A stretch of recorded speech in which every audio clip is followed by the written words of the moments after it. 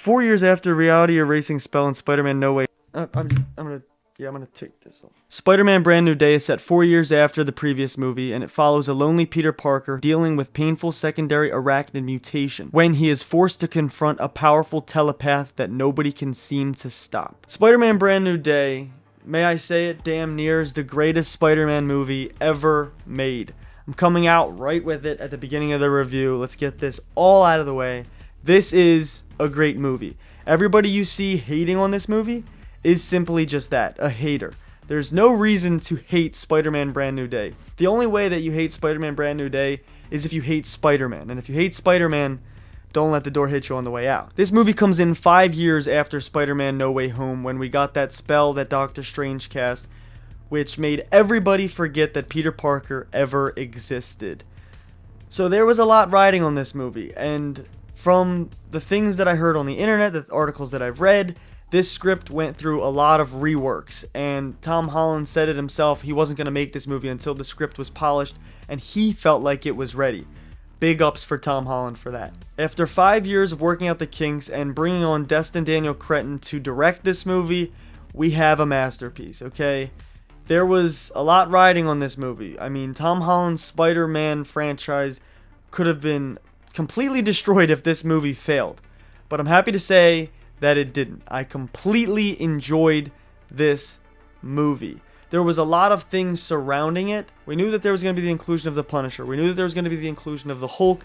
And we knew that there was going to be this montage that used a bunch of Spider-Man's villains from the comics.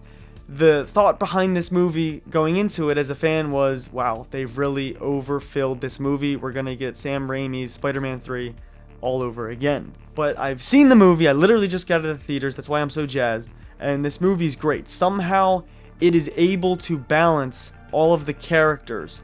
And it's not just Spider-Man the Ride, which is what I was afraid that it was going to feel like. Oh, look, Spider-Man's in the MCU. Here's the Punisher. Here's Bruce Banner. Here's the Hulk. Here's this character from the comic books. Hey, do you remember Tombstone? It was not that. Every character is in this movie that serves a purpose. The Punisher serves a purpose. He is this darker half. That is kind of the opposite. If Spider-Man is white, Punisher is black. You know what I mean? They are polar opposites on the spectrum. Punisher doesn't feel bad. He doesn't feel bad murdering in cold blood all of the people that go against him. Meanwhile, the last Spider-Man movie we got is literally Spider-Man risking his life, risking Aunt May's life to save the villains who try to kill him.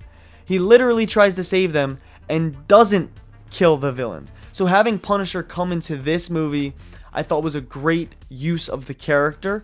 We explore some things in the Punisher, especially towards the latter half.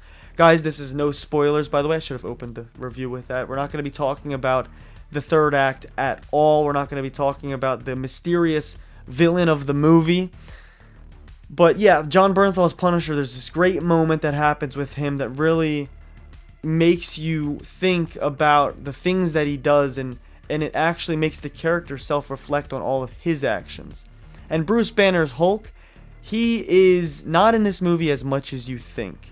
I think a lot of people felt like the Hulk was going to come ambush this movie and, you know, it was going to be this buddy cop movie. This is solely a Spider-Man movie. Possibly for the first time in Tom Holland's portrayal of the character, this is a Spider-Man-centric movie in New York City. He is swinging around the city. He is saving people from danger. That is all in this movie. Not to mention the mutation that Peter goes through. This isn't a spoiler. This is in all of the trailers. He's going through this mutation, and that's another subplot that you think is going to derail the movie. I mean, you have all these characters, you have this mysterious villain, and then you have this mutation subplot. It doesn't seem, by no means should this movie be as good as it actually is. The fact that the movie is driven by character work is what guides this movie, is what makes this movie so fantastic. Not to mention, we get to see a different side of Spider-Man that we've never seen in any other Spider-Man movie before. I mean, we are so far into the Spider-Man franchise. I mean, we've had 3 actors portray the character. Each have had sequel upon sequel in their own respective, series of movies. And somehow, Destin Daniel Cretton, the writers, and Tom Holland have figured a lens into the Spider-Man character that we haven't yet seen before. This movie is very akin to Robert Pattinson's The Batman, where 90% of the movie, Rob Pattinson is in the Batman costume, and you don't really see Bruce Banner. I'm thinking about the Hulk. I mean, come on. No, you're not thinking about Bruce Wayne. Bruce Wayne isn't in the movie at all. Peter Parker is probably only in this movie about 10% of the movie. I mean, this is seriously... Okay, maybe that's a little bit of an overstatement. Maybe 20%, okay? And then 80% he's Spider-Man. This is really a Spider-Man movie. And it's almost a detective movie. We have a detective Spider-Man movie in 2026. I can't believe how well Destin Daniel Cretton balances all the characters and all of their different personalities. And I guess this is a lot to do with the writing, so hats off to the writers.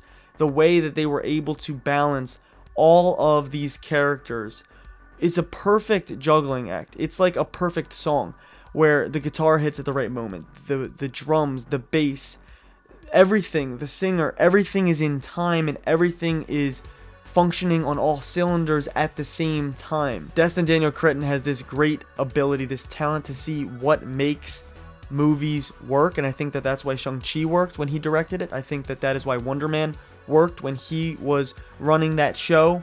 It's because he's able to see what is special about a particular story that he is telling, and he leans into it and he fleshes it out. He leans on Zendaya's performance. He leans on Tom Holland's performance.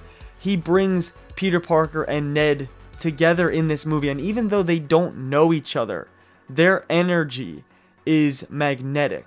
These characters are like glue, and it makes you really, really appreciate the Home trilogy. I actually just reviewed all 3 movies in the Spider-Man Home trilogy. Go check that out. They are all on my channel right now. And it makes me appreciate and like those movies more. Those movies almost felt nostalgic to me while watching Brand New Day, because there is some perfectly placed flashback scenes flashing back to the Home trilogy that makes you really realize the journey that Ned and that Peter and that MJ have gone through. And it makes Spider-Man Brand New Day have stakes. Stakes are in this movie. For the first time in a Spider-Man movie in 10 years, we have stakes in a Spider-Man movie. I mean, cars crash, things explode, yes, but all of that is felt. There's a scene where a car crashes with a police officer, and that police officer is pulled out of the vehicle, and EMS rushes to the scene, first responders, and they're trying to help this police officer. There is stakes in this movie, where I didn't really feel stakes in the Spider-Man Home trilogy. Things would blow up, things would explode. I mean, in Far From Home, there's literally elemental creatures that are blowing up half of Europe, and you don't feel any of that. I don't think Spider-Man actually swooped in and saved a kid or saved somebody and had an intimate moment with a civilian. But in Spider-Man Brand New Day, you get all of that in spades, and that, I think, is what sets this movie apart from the rest of the Tom Holland movies. So MJ and Ned, they are in this movie like I just said, but they don't retcon what has been done in No Way Home. The spell is a looming thing in this movie, as it should be. That was a big move that was made in the last movie, and the creatives of this movie lean into that creative decision, and they flesh it out, and they make you feel the weight of the decision that Peter Parker made. MJ and Peter are not just right back together. Ned and Peter are not just right back together. There is scenes with these characters, yes, and there's scenes where you think that Ned or MJ remembers, but they don't quite remember everything. It's so well done. I won't say any more. You have to go experience this for yourself. Don't go on the internet. People are going to spoil things. Don't go in the comment sections. I'm sure there's going to be spoilery discussions down there. If I had to rate Spider-Man Brand New Day, I have to give it a 4 stars.